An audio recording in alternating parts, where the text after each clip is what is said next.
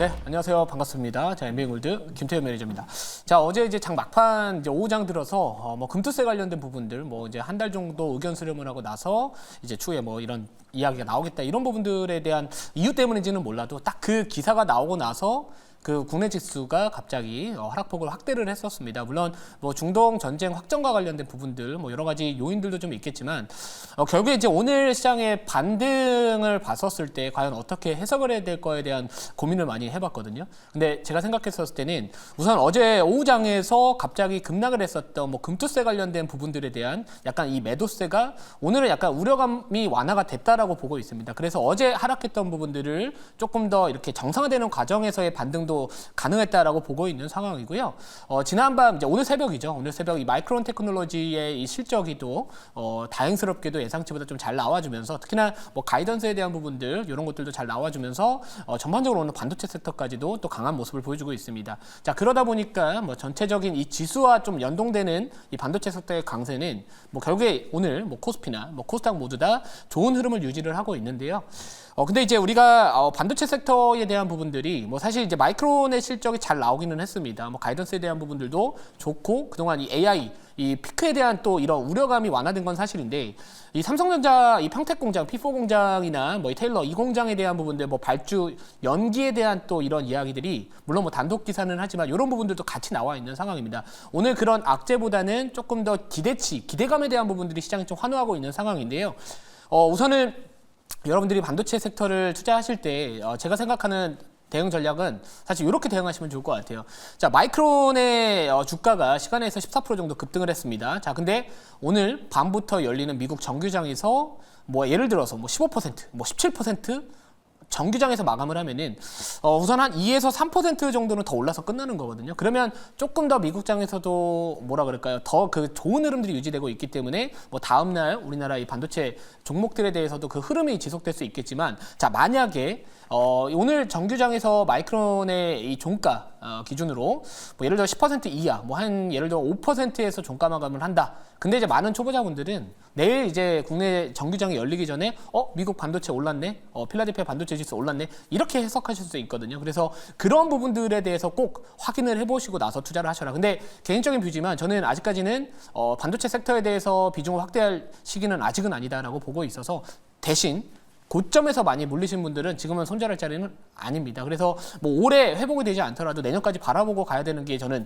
맞다라고 보고 있기 때문에 혹시나 또 반도체 섹터 보유하신 분들은 그렇게 대응하시면 좋지 않을까 이렇게 보고 있는 상황이고요. 자, 그래서 이제 오늘 리뷰할 종목 딱 3종목 뽑아봤는데 자료 바로 보면서 하나씩 잡아보도록 하겠습니다. 제가 사실 8월 달에도 마찬가지고 9월 달에도 마찬가지고 계속해서 제약바이오 섹터를 계속해서 공략을 하고 있는 상황이고요. 물론 근데 이제 하루에 매일 한 종목씩 이렇게 소개를 시켜드려야 되다 보니까 모두 다 제약바이오를 할 수는 없어요. 그러니까 제약바이오에서도 우리가 옥석가리개가 필요한 상황이다라고 보고 있고요. HK이노엔 같은 경우는 제가 중기적인 관점에서 이 K캡 쪽 관련된 부분들이 계속해서 좀 모멘텀이 중기적으로 붙을 수 있다라고 보고 있습니다.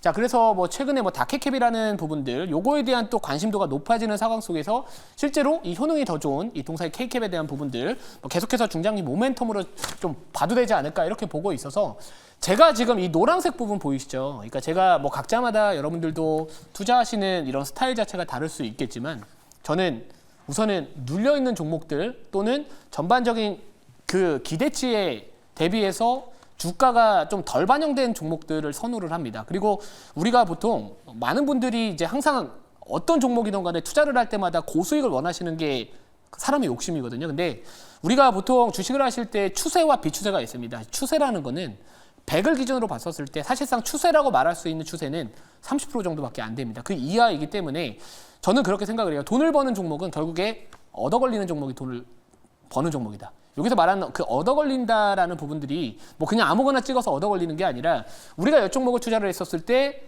그 세 종목이 만약 추세, 어느 정도의 대세가 상승 추세가 진입이 된다면 거기서 수익을 챙겨 놓는 거고요. 그리고 나머지는 약간 짤짤이 수익으로 붙여놓는 겁니다. 그래서 그런 부분들로 바라봐야 될 것 같은데 그래서 항상 우리가 이제 익절가가 필요한 게 그거예요.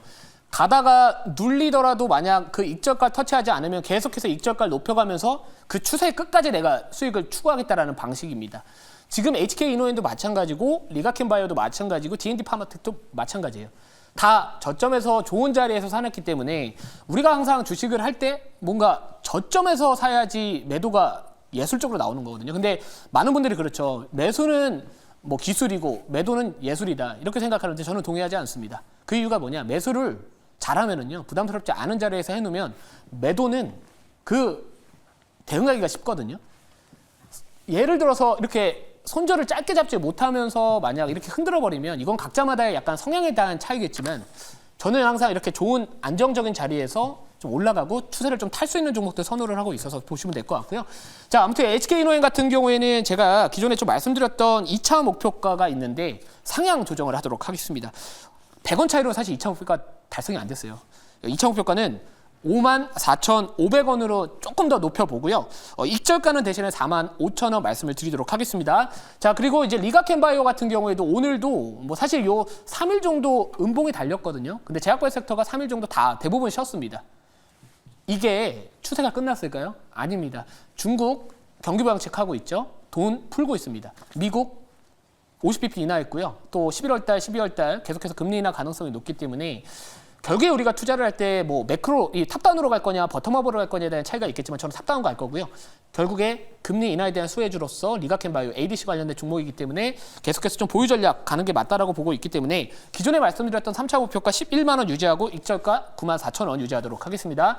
자, D&D 파마텍 같은 경우에도 뭐 최근에 뭐 중국 쪽 관련된 파트너사에 뭐 임상 시험 계획서 제출을 했다라는 부분들이 좀 있는데 자, 비먼 치료제 관련된 종목들 중에서 뭐 또 경구용이나 이런 관련해서 부각받을 수 있는 종목이고 실제로 워낙 안정적인 자리에서 공략을 해놓은 상황이기 때문에 이것도 수익을 좀 극대화하는 관점에서 계속 끌고 가도록 하겠습니다. 4차 목표가 기존에 말씀드렸던 43,500원 유지할 거고 익절가 38,000원 네, 말씀을 드리도록 하겠습니다. 자, 그러면 이제 오늘 편입할 종목인데요. 갑자기 뜬금없이 방산이죠. 예. 그리고 아까 뭐라 그럴까요? 뭐 이런 중동 전쟁 관련된 휴전에 대한 이런 뭐 됐다라고 했다가 갑자기 추진으로 좀 이야기 나눴는데 사실 근데 중동 전쟁과 관련해서는 뭐 대성 하이텍이나 아니면 빅텍이나 스펙코나 휴니 이쪽에서 움직이는 거고요. 제가 말씀드린 종목은 실적 기반의 또는 이 하반기 모멘텀 또 실적 다 붙을 수 있는 종목이지 않을까 이렇게 좀 말씀을 드리도록 하겠습니다. 자, 현재가부터 말씀드릴게요. 현재가 24,050원, 종목명은 S&T 다이나믹스 라는 기업입니다. 자, S&T 다이나믹스 좀 낯이 익으시죠? 예, 제가 사실 생쇼에서 며칠 전에 편입을 했었어요. 며칠 전까지는 아니지만 아무튼 한 2주 전인가요? 그때 좀 편입을 했었는데 그 시장 갑자기 변동성 커졌을 때 워낙 손절 좀 짧게 잡아놨기 때문에 아쉽게 4%인가 3%, 5%인가 손절 돼버렸거든요. 그래서 다시 공략을 하는 관점입니다. 근데 이 종목 같은 경우 제가 정말 말씀을 드릴 게 많았던 게 제가 다 항상 저점에서 급등 또 말씀드리고 급등. 그 제일 큰 투자 포인트가 뭐였냐면 결국에 이 K2전차에 들어가는 이 자동 변속기라고 할 수 있는 이 파워팩이 또 하나의 부품이 또 자동 변속기거든요. 국산화 이슈 하반기에 붙을 수 있다. 계속 강조드렸던 종목입니다. 사실 이 종목 같은 경우에는 그렇게 막 시장에서 주목도가 높은 종목은 아니지만 그동안의 추세를 보면은 계속해서 정배열을 만들어가면서 우상향 추세를 만들어가는 구조고요. 그리고 동사 같은 경우에는 제가 아까 말씀드렸던 게 그 K2전차 국산화와 관련된 이슈가 하나의 이 기업의 포인트가 될 것이라고 말씀드렸거든요. 근데 이전에 이때 한번 급등 나왔어요. 26,750원까지 갔었을 때는 2분기 어닝 서프라이즈가 나왔습니다. 그러면서 이제 순간적으로 슈팅이 나왔었는데 지금 이 가격대가 어떻게 보면 계속해서 저항받는 자리거든요. 그러면 지금 정도의 자리라면 이 구간은 좀 한번 공략을 해볼 만하지 않을까 이렇게 생각을 해보고 있는 상황이고요. 그래서 제가 봤을 때는 뭐 S&T 다이나믹스 하반기에 아직까지 뭐 K2전차 이 국산화 관련된 이야기는 아직까지 공식화되진 않았기 때문에 그거에 대한 기대감은 아직 살아있다라고 보고 있고요. 뭐 최근에 이제 튀르키예에서도 뉴 알타이라는 우리나라가 과거에 이제 K2전차 관련된 뭐 수출을 해가지고 거기서 이제 자체로 또 만든 K2 전차 같은 게 있습니다. 그게 이제 알타이라고 하는데 그 뉴 알타이의 또 동사의 또 부품이 채택이 됐다라는 이야기를 제가 사실 계속해서 말씀을 드렸던 부분들이에요. 결국에는 뭐 지금 정도의 자리라면 뭐 최근에 한번 거래 터졌고 눌려있고 눌림목 공략 한번 해보자 이렇게 좀 말씀을 드리도록 하겠습니다. 이 개발 그러니까 20년 만에 국산화를 시키기 위해서 파워팩을 국산화시키기 위해서 20년 만에 이제 K2전차 탑재가 기대가 되고 있는 상황이기 때문에 뭐 그거와 관련해서도 아무튼 좀 보시면 좋지 않을까 이렇게 좀 말씀을 드리고요. 그리고 뭐 자료 한번 볼게요. 뭐 과거에도 최근에 좀 올라갔던 부분들이 결국에 K2전차의 국산 파워팩 적용 임박. 근데 K2전차 4차 양산이 이제 앞으로 하반기에 좀 계속해서 부각받을 수 있는 상황이고, 뭐 K2전차 뭐 현대로템도 있거든요. 현대로템이 만약에 뭐 이런 폴란드 2차 계약이나 아니면 루마니아 쪽에 대한 또 신규 뭐 이런 계약 이야기들이 나와주면은 다시 한번 또 관련된 종목으로서 주목을 받을 가능성이 있기 때문에 그런 부분들도 하나의 포인트가 될 수 있다라고 보시면 될 것 같고, 뭐 아까 말씀드렸던 2분기 어닝 서프라이즈가 나왔기 때문에 뭐 실적에 대한 부분들도 상당히 좀 잘 받쳐주고 있는 방산주다, 이렇게 보시면 될 것 같습니다. 자, 가격 전략 바로 말씀을 좀 드릴게요. 가격은 목표가는 25,350원 우선 전고점 부분 잡고요. 손절가는 22,000원 말씀을 드리도록 하겠습니다.